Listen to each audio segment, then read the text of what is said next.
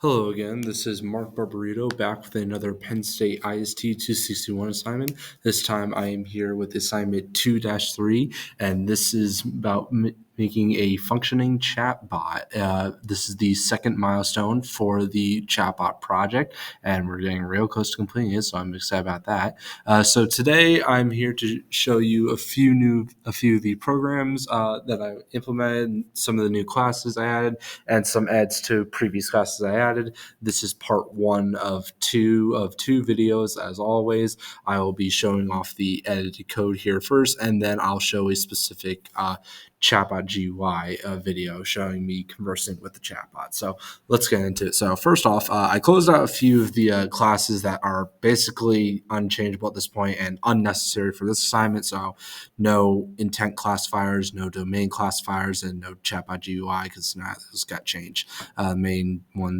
Main function is still here because that's what I need to run.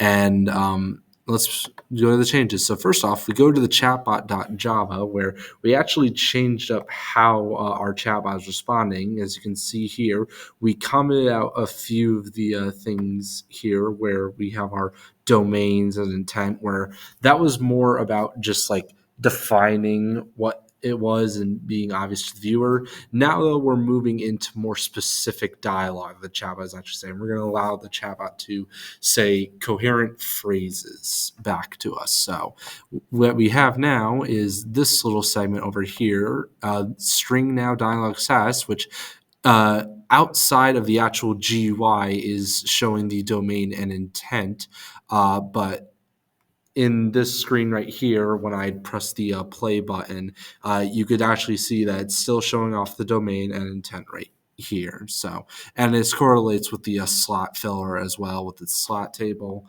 So that's really the only change we need to focus on here. Next up, we have the slot filler. This was now changed as well. As you can see here, the previous code was commented out for a new form. And for this example, I'm only going to focus on the first demo that was given, which was using key phrases and normalizing inputs. So right here, we have our normalized input functions. We have our now tokens array and the normalized string, which takes the keywords when asking for questions and brings it over to the dialogue manager. And as you can see here, we have our wait list. So I had to choose one specific slot filler for this example. I decided to go with the wait because I felt was a bit more appropriate for what I'm trying to accomplish. But it's essentially the same thing as the previous one, except slightly different with the normalized strings.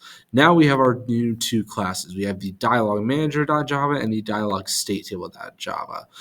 The dialog state table.java, start off first. This is where we take the cases when we're talking with our chatbot and we give it responses. So now when we're typing, say, for example, with the example chatbot, we ask something like, I like to show a weather report.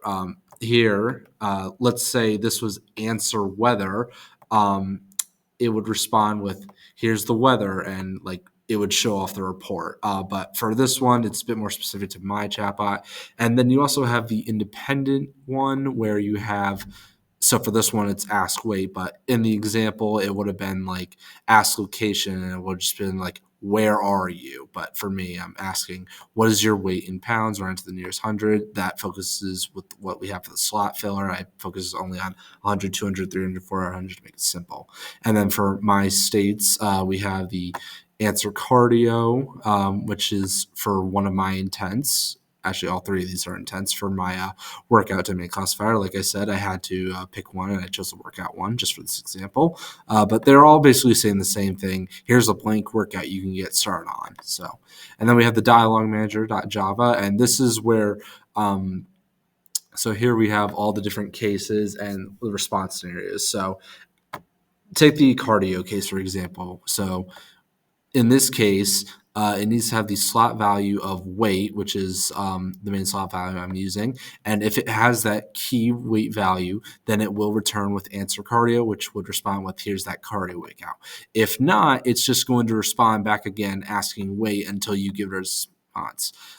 Before that, though, if you don't put the specific domain that you have in, it's just going to say case other and chit chat, and it'll just ask how you're doing and what you can do. Before I go into the GUI, I want to go down to the menu right here. So